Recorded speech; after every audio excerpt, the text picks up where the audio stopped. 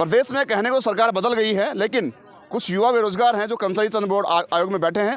यहाँ पर लगातार अपनी भर्तियों को मांग को लेकर या फिर सीएचओ रिजल्ट जारी करने की मांग को लेकर प्रदर्शन कर रहे हैं। सीएचओ जो रिजल्ट है अभी तक जारी नहीं हुआ। कर्मचारी चयन बोर्ड के सामने ये बैठे हैं, धरना दे रहे हैं। मेरे साथ मनोज मीणा जो युवा शक्ति एकीकृत महासंघ के अध्यक्ष हैं, उनसे बात कर लेते हैं। सर, क्या पूरा मामला है, क्यों यहाँ पे धरना दिया जा रहा है? देखो, ऐसा है, ये बेरोजगार युवा छात्र काफ़ी लंबे समय से अपनी मांगों को लेके चक्कर काट रहे हैं। अब इसमें सीएचओ के छात्र भी है, इसमें लेवल 1 के छात्र भी है जिनकी नियुक्ति रुकी हुई है, L2 के छात्र भी है जिनके रिक्त पदों पे प्रोविजनल सूची भी जारी होनी है, वेटिंग सूची भी जारी होनी है, L2 के स्पोर्ट वाले छात्र भी है, वो भी यहाँ बैठे हुए हैं, और फायरमैन के प्रोविजनल सूची को लेकर भी यहाँ बेरोजगार साथी पहुँचे हैं। सवाल ये है कि ये बेरोजगार छात्र इतने लंबे समय से दर दर की ठोकरें खा रहे हैं अपनी मांगों को लेके। पिछले साल 1.5 साल से ये अपनी भर्ती प्रक्रिया को लेकर चक्कर काट रहे हैं। आप एक बात देखो, सरकारें बदल गई, सरकार दूसरी आ गई प्रदेश में, लेकिन इन बेरोजगार युवाओं की पीड़ा आज भी खत्म नहीं हो रही है। बेरोजगार युवा हर सप्ताह में 2 दिन यहाँ कर्मचारी चयन बोर्ड आते हैं, यहाँ गुहार लगाते हैं, यहाँ कहते हैं चेयरमैन साहब से कि हमारी भर्ती के आप परिणाम जारी कर दो, सीएचओ पे कोई फैसला लो, यहाँ के सीएचओ भर्ती का परिणाम दो, L1 पे जो भर्ती प्रक्रिया रुकी हुई है उसके लिए आप कोर्ट में अर्जेंट हियरिंग की एप्लीकेशन लगा के अपने वकील से बोलकर पैर भी कराओ, जिससे 2,500 छात्रों को नियुक्ति मिले और 2,500 छात्रों के परिवार में खुशियाँ मिले। L2 के छात्रों का परिणाम जारी हो, उनको उनके परिवार को खुशियाँ मिले। फायरमैन की छोटी सी भर्ती है, प्रोविजनल सूची जारी इन पे हो नहीं पा रही है। और लगातार यहाँ पे जब से आलोक राज जी आए लगातार कह रहे हैं कि हम काम कर रहे हैं, हमारी वर्किंग बहुत अच्छी है, हमने ये कर लिया, हमने वो कर लिया। बेरोजगारों का आए दिन जमावड़ा लगा रहता है, समस्या इनकी खत्म इन पे हो नहीं रही है। मैं पूछना चाहता हूँ आलोक राज जी से, आप किस प्रकार का काम कर रहे हो, कौन सी पारदर्शिता सिस्टम में आप लाए हो, मेरे को ये बता दो। सब बेरोजगारों की समस्याओं का समाधान आप कर नहीं पा रहे, आप लगातार ये कह रहे हो कि मैंने सिस्टम सुधार दिया। कौन सा सिस्टम सुधर गया? इन भर्तियों के परिणाम जारी नहीं हो रहे, तो लगातार बच्चे कह रहे हैं कि आप ऐसा कर लो, आप कुछ कर नहीं रहे। और राजस्थान की तो सरकार है जिसने बहुत बड़े दावे करे थे चुनाव में कि हम युवाओं के लिए ये करेंगे, हर भर्ती पे हम बातचीत करेंगे, युवाओं से सारी भर्तियां समय पे करेंगे। आज सरकार को बने करीबन 20-25 दिन का समय बीत गया है और युवाओं की कोई सुध नहीं ले रहा, सरकार युवाओं से बात नहीं करना चाह रही। मैं कहना चाहता हूँ राजस्थान की भाजपा सरकार से भी, आपके अगर दिमाग में कोई गलत फहमी है, कोई सत्ता का अगर आपके दिमाग में नशा चढ़ गया है तो वह आप उतार दीजिए, क्योंकि अभी लोकसभा के चुनाव होने बाकी है। अभी विधानसभा के चुनाव में युवाओं ने आप पे विश्वास करते हुए वोट दिया था कि आप युवाओं की मांगों को सुनोगे। मैं माननीय मुख्यमंत्री भजन लाल जी आपसे कहना चाहता हूँ, ये युवाओं की ताकत है जिसके भरोसे आज आप मुख्यमंत्री बने हो। लोकसभा के चुनाव होने बहुत जल्दी, अगर इन युवाओं की मांगों को नहीं सुना जाता है, इन युवाओं की मांगों पर सुनवाई नहीं होती है, तो आप एक बात तय मानना कि राजस्थान में 25 लोकसभा सीटें आती हैं और युवाओं के पास इतनी ताकत है कि 25 में से 0 करने की ताकत ये रखते हैं। तो बीजेपी सरकार को मैसेज है, या तो हमारी मांगों को सुन ले, और नहीं तो ये युवा अगर सड़कों पे उतरा तो मैं कहना चाहता हूँ राजस्थान सरकार से, आप इस युवा शक्ति को संभाल नहीं पाओगे, इनके आक्रोश को संभाल नहीं पाओगे, इनके गुस्सों का हम झेल नहीं पाओगे, क्योंकि आप लगातार कह रहे हो कि हम सुनेंगे युवाओं को।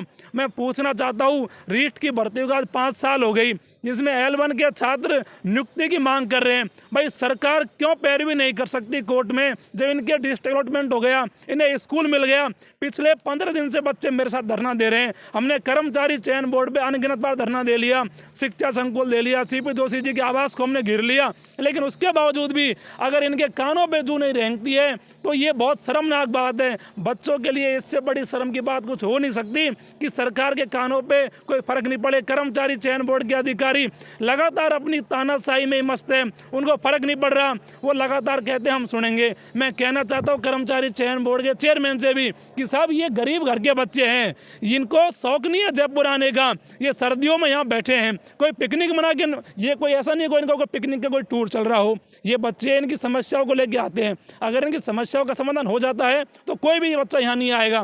क्यों समाधान नहीं हो पाता, क्यों कुछ नहीं कर पा रहे कर्मचारी चयन बोर्ड के चेयरमैन? लगातार बड़े बड़े दावे कर रहे हैं लेकिन समाधान के नाम पे जीरो है। तो अगर हमारी मांगों का समाधान इन पे नहीं होता है तो ये राजस्थान की जो युवा शक्ति है सोच समझ के आज यहाँ पहुंची है। जब तक हमारी मांगों के सुनेंगे नहीं, ये बेरोजगार छात्रों के आप चेहरे देखिए, इनके चेहरों पे आप शक्ल देखिए, इनके चेहरे मुरझा गए बच्चों के। आखिरकार कब तक ये चक्कर काटते रहेंगे? इनके माँ बाप बूढ़े हो गए, इनको कब नौकरियां मिलेगी? क्यों नहीं दिखता कर्मचारी चयन बोर्ड के अधिकारियों को और ये सरकार को कि ये बच्चे दुखी है, इनकी उम्रें निकली जा रही है, ये बच्चे ओवरेज हो जाएंगे, फॉर्म नहीं भर पाएंगे, इन्होंने इतनी महंगी पढ़ाई करी, क्या होगा इन बच्चों का?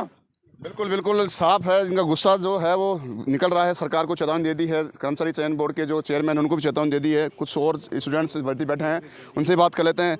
सर पूरा मामला क्या है, किस प्रकार से देखते हैं आप, यहाँ पे क्यों बैठे हैं? सर हम 19 फरवरी को जब हमारा पेपर हुआ था CHO का, तो हम रिजल्ट का इंतज़ार कर रहे थे। रिजल्ट का इंतज़ार करते करते हमें आज 10 महीने हो गए, रिजल्ट नहीं आ रहा। हम हॉस्पिटल में भी काम करते हैं, छुट्टी नहीं मिलती, घर से परेशान है, परिवार वाले भी परेशान हैं, इसलिए कि बेटे का अगर रिजल्ट आएगा, कल नौकरी लगेगा तो उनको भी गर्व होता है। हम यहाँ दर दर की ठोकरें खा रहे हैं। आज 9-10 महीने हो गए, हम कर्मचारी चयन बोर्ड के पास आते हैं, कर्मचारी चयन बोर्ड के यहाँ आते हैं तो पता चलता है कि 10 दिन बाद आपका रिजल्ट जारी कर दिया जाएगा। फिर 10 दिन बाद में वापस यहीं धरने पे आते हैं और हमारा कुछ सुनाई नहीं हो रही अभी तक। बिल्कुल युवा जो है आक्रोश है, आक्रोश में उन्होंने साफ कह दिया है कि लगातार उनको आश्वासन दिए जाते हैं लेकिन रिजल्ट जारी नहीं किया जाता हमारा। और भी कुछ अभ्यर्थी बैठे हैं, उनसे बात करते हैं। सर पूरा मामला क्या है, क्या रणनीति रहने वाली है आपकी? सर अब हमारी जो रिज़ल्ट चाहते हैं हम सबसे पहले तो CHO का, करीब 10 महीने हो गए हैं लेकिन अभी तक ना तो इसकी आंसर की जारी हुई है CHO की, और ना ही इसके बारे में कुछ संक्षिप्त में बताया जा रहा है चेयरमैन साहब के द्वारा कि क्या करेंगे इसका। हमारी मांग यही है कि 10 महीने बाद में हमको इस भर्ती का रिजल्ट चाहिए, क्योंकि सर बच्चे कहाँ से दूर दूर से आके जयपुर में कोचिंग्स करते हैं, और अगर उसका फिर अगर हमको जो एग्ज़ाम दिए उसका हमको फीडबैक ही नहीं पता है कि हमारे कितने मार्क्स आ रहे हैं, रिजल्ट कब आएगा, तो फिर उस पढ़ाई का क्या मतलब निकला है। 5-5, 6-6 लाख रुपए देके नर्सिंग करते हैं बच्चे, और पहली बात है राजस्थान के अंदर वैकेंसियाँ आती नहीं है सर नर्सिंग की। एक CHO भर्ती आई थी जिसको भी इन्होंने अटका के पटक दिया 10 महीने से।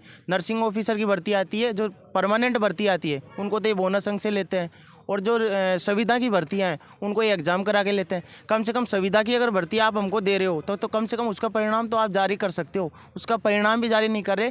एक भर्ती 9-10 साल के बाद में आई है CHO की, जिस पे हमने तैयारी करी मेहनत करके कि हम राजस्थान में जॉब मिल जाए, लेकिन अभी तक 10 महीने से इसके बारे में, भर्ती के बारे में कुछ भी नहीं बताया कि इसका रिजल्ट कब जारी होगा, इसकी आंसर की कब जारी होगी।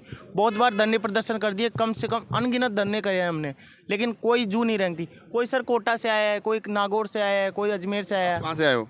मैं सर दौसा से हूँ, और हमारे बैठे हैं सर कई लड़के बैठे हैं जो नागौर से भी हैं, जयपुर से भी है, कोटा से। बिल्कुल जायज़ है, इनका गुस्सा वाजिब है क्योंकि लगातार इन्होंने पढ़ाई की है, तैयारी की है, लेकिन बावजूद इनको रिजल्ट नहीं मिलता, प्रतिफल नहीं मिलता, तो युवाओं का जो आक्रोश है वो लगातार बढ़ रहा है। कुछ और भी युवा हैं, उन बैठते हैं, बात करते हैं। सर क्या पूरा मामला है, क्या रणनीति रहने वाली है, क्योंकि कर्मचारी चयन बोर्ड के आगे धरना दे रहे हैं आप, क्या पूरी मांगे हैं? मांग तो यही कि हमारा रिजल्ट जल्द से जल्द जारी किया जाए और इस भर्ती पे जल्द से जल्द फैसला लिया जाए। आते हैं जब आश्वासन देते हैं हम, हमारा आपका रिजल्ट 5 तारीख को देने वाले थे, सरकार बनती तो हम रिजल्ट देते, अब सरकार नहीं बनी है, आप तैयारी करो। कुछ सीधा सीधा जवाब नहीं देते, बातों को घुमा फिरा के तो गुमराह करने की कोशिश कर रहे हैं। कहाँ से आए हो आप? सर मैं भिलवाड़ा से आया हूँ। बिल्कुल सर, आपसे जानना चाहेंगे कि आपकी रणनीति क्या रहने वाली है? CHO के रिजल्ट के लेकर धरना दे रहे हैं आप? सर जब तक रिजल्ट जारी नहीं करेंगे यहीं पे बैठे रहेंगे, और इनसे 5-6 बार पहले मिल चुके हैं हम। इन्होंने कहा आपका काम पूरा कंप्लीट है, तो फिर ये रिजल्ट जारी करने में इतनी देर क्यों कर रहे हैं? तो हम इनसे यही पूछना चाहते हैं कि हमारा रिजल्ट जल्द से जल्द जारी करो। सर आप थोड़ा सा खड़े हो जाएंगे एक बार, जिससे कि अच्छी तरह से बात हो सके। कहाँ से आए आप? सर मैं दौसा से आया हूँ। क्या मांग है, पूरा मामला क्या है? हमारा CHO का रिजल्ट के लिए हम यहाँ पे आए हैं। हमारी भर्ती 2022 में आई थी, 19 फरवरी 2023 को इसका पेपर हुआ था। उसके बाद में सर 10.5 महीने 11 महीने होने को है, अभी तक इसका कोई कुछ पता नहीं है।